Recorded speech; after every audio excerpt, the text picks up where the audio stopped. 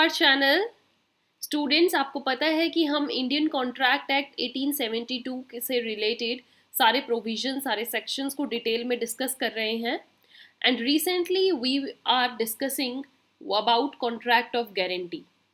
Contract of guarantee से related हम सब कुछ डिस्कस कर चुके हैं। What are the parties involved in it, how many contracts are there, and after discussing the difference between this contract of guarantee and contract of indemnity, आज आपको जिस सेशन में पता लगने वाला है काइंड्स ऑफ गारंटीज। देखिए, गारंटी कॉन्ट्रैक्ट का आपको सारा डिटेल में इंफॉर्मेशन पता लग चुका है, क्या होता है, कैसे होता है। बट अगर किसी स्टूडेंट ने अभी सेशन ज्वाइन किया है और कॉन्ट्रैक्ट ऑफ गारंटी को डिटेल में समझना है, तो on the top you can see I button of complete session of this contract of guarantee. You will get all the knowledge, all the information. आपके सारे डाउट क्लियर हो जाएंगे ये सेशन देखने के बाद। जब आप वो कंप्लीट चेक कर लेंगे तो अब इस सेशन में आपको पता लगेगा कि कितनी तरीके की गारंटीज होती हैं या कितने तरीके से गारंटी दी जाती हैं। That is very necessary. जब गारंटर को पता हो कि उसके पास वेरियस चॉइसेस हैं गारंटी देने की, तो वो उनमें से अपनी सिचुएशन के अकॉर्डिंग और जो भी सर्कमस्टांसेस हैं उनके अकॉर्डिंग जो सिचुएशन में बेस्ट फिट गारंटी बैठती है वो उस गारंटी को ऑप्ट करेगा। बट उसके लिए फर्स्ट ऑफ ऑल ही और she must have complete knowledge about what are the various kinds of guarantee. That's why मैं आज ये सेशन लेकर आई हूँ, क्योंकि कॉन्ट्रैक्ट एक्ट अगर आप पढ़ रहे हैं तो आपको ये भी पता होना चाहिए कि अगर कोई कल आपसे पूछे कि भैया मैं किस तरीके की गारंटी लूँ, इसकी किस तरीके की श्योरिटी लूँ, या आप भी किसी सिचुएशन में हो सकते हैं, तो आपको as a general person you should know how many various kind of guarantees are available for you and which one will suit the best in that situation, right? So let's start our this session without wasting time.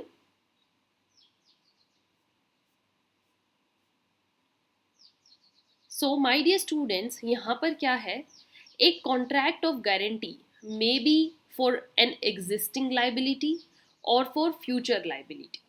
ठीक है, या तो आप किसी की guarantee तुरंत at that moment ले सकते हो।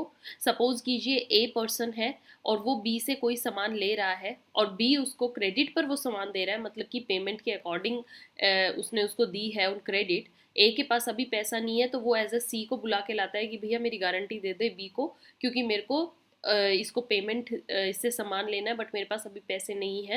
And he needs a person, एक श्योरिटी या एक गारंटर जो मेरी गारंटी ले सके। तो सी इस बात से एग्री कर जाता है और वो बी की गारंटी ले लेता है। ये जो गारंटी है ये एग्जिस्टिंग लाइबिलिटी के लिए भी हो सकती है। लाइक ए को पता है कि मैंने उससे 10 लाख का सामान लिया और सी को भी पता है कि इसने 10 लाख का अभी से सामान लिया, तो मैं इसकी 10 लाख की गारंटी ले रहा हूँ। तो ये थी क्या, एग्जिस्टिंग लाइबिलिटी। फ्यूचर लाइबिलिटी हो सकती है कि ए बी के साथ 6 मंथ्स के लिए डील कर रहा है और 6 मंथ्स तक उसको उससे रॉ मटेरियल चाहिए। वैल्यू कुछ भी हो सकती है, जितने उसकी रिक्वायरमेंट होगी वो उसके अकॉर्डिंग रॉ मटेरियल उठाता रहेगा। तो सी बी को ये भी कह सकता है कि भैया मैं 6 महीने के लिए इसका गारंटर हूँ, कितने सामान उठा सकता है, that is future liability. 6 month तक, sorry, whatever will be the liability A will bear, the same will have to be fulfilled by C as against B. Okay, C को ए के लिए वो सारी लाइबिलिटीज पूरी करनी पड़ेगी जो वो 6 महीने तक लेने वाला है। तो माय डियर स्टूडेंट, ये होगी उसकी फ्यूचर लाइबिलिटी। आई होप आपको एग्जिस्टिंग और फ्यूचर लाइबिलिटी दोनों समझ में आई हैं। सो अ कॉन्ट्रैक्ट ऑफ गारंटी जो होता है, it can be a specific guarantee. Specific means जो पर्टिकुलर आपको एट द पॉइंट पता है, like this 10 lakh for any specific transaction only, या फिर कोई कॉन्टिन्यूइंग गारंटी भी हो सकती है, जैसे ये 6 मंथ्स तक होगी। जितनी भी लाइबिलिटी हो सकती है that will go for future, right? Now पहले हम डिस्कस करते हैं स्पेसिफिक गारंटी के बारे में, ताकि आपको इसके बारे में अच्छे से नॉलेज हो। So specific guarantee, a specific guarantee जो होती है is for a single debt. एक बार जो आपने पैसा उठा लिया, वो चाहे जितना भी उठाया हो, 1 करोड़ तक उठा लिया हो, 12 करोड़ उठा लिया, 30 करोड़ उठा लिया हो, but that must be a single debt. Okay, जैसे मैंने अभी बताया ए ने बी से पैसा लिया फॉर 10 लाख का मटीरियल, तो सी ने यहाँ पर गारंटी ली for 10 lakh. That is specific guarantee. All the 3 parties know about the amount and they know एक दूसरे को कि कितनी अमाउंट के लिए वो पर्सन लायबल है। This is for specified transaction भी हो सकती है या सिंगल एक डेट हो सकता है। And it comes to an end when such debt has been paid.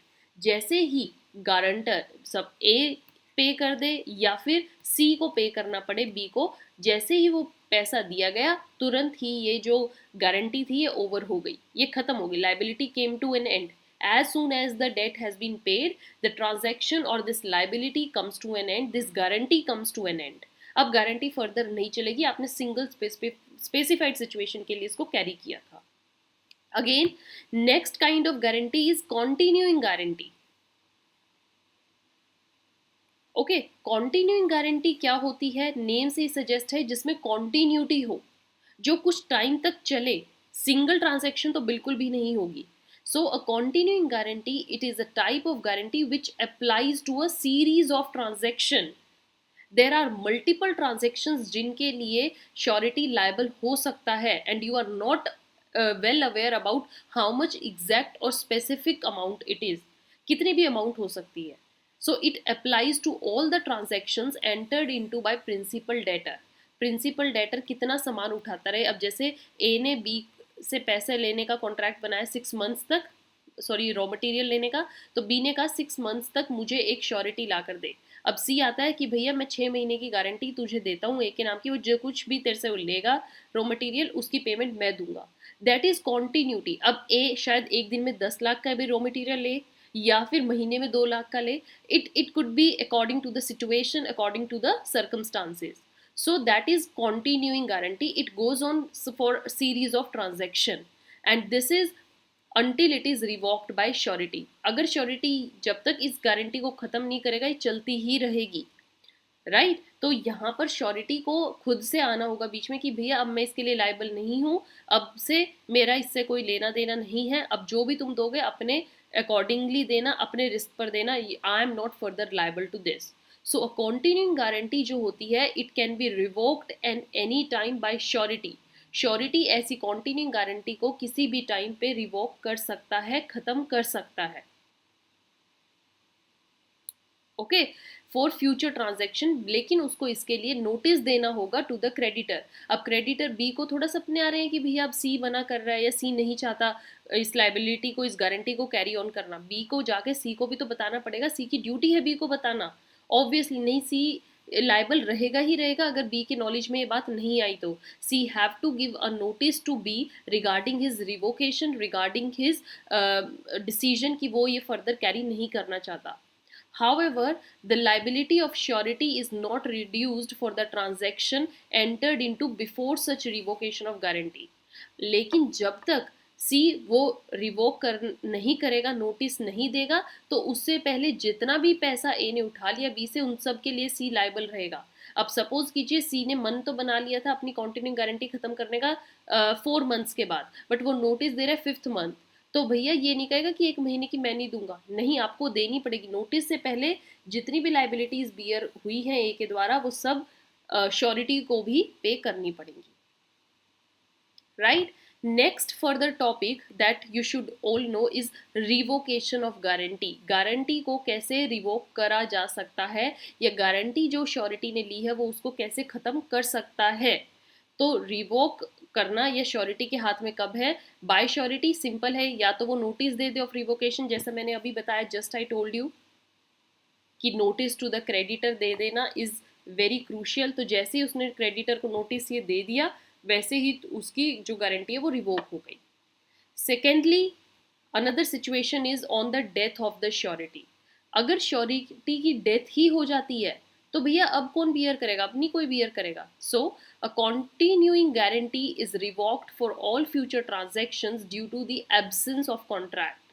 अब वो डेड पर्सन है, अब वो कहाँ से लाइबिलिटी बियर करेगा। लेकिन एक चीज़ याद रखिएगा, लीगल रिप्रेजेंटेटिव्स जो होंगे श्योरिटी के, डेथ तो हो गई, श्योरिटी कौन, वही पर्सन जिसने गारंटी ली है, तो उसके जो फैमिली मेंबर्स हैं, उसके जो लीगल रिप्रेजेंटेटिव्स हैं, वो कॉन्टिन्यू रहेंगे लाइबल, वो उसकी लाइबिलिटी को बियर करेंगे entered into before his death. अगर उसकी डेथ से पहले कोई बकाया सामान रह गया तो सपोज कीजिए, एक एग्जांपल लेते हैं, ए ने वही सेम बी से पैसा लिया है, ओके 3 मंथ्स के लिए उसने श्योरिटी बुला लिया सी को। अब सी की डेथ हो जाती है सेकेंड मंथ में, ओके, 2 महीने बाद ही सी की डेथ हो गई।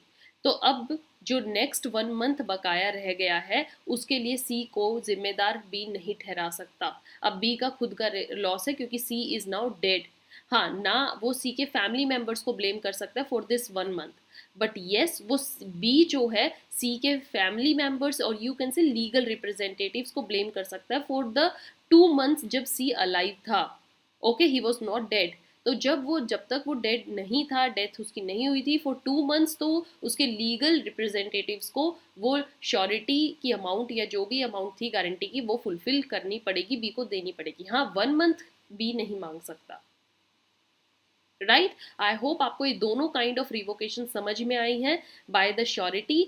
दे are very very necessary my dear students, and with this session of different kind of guarantee is over.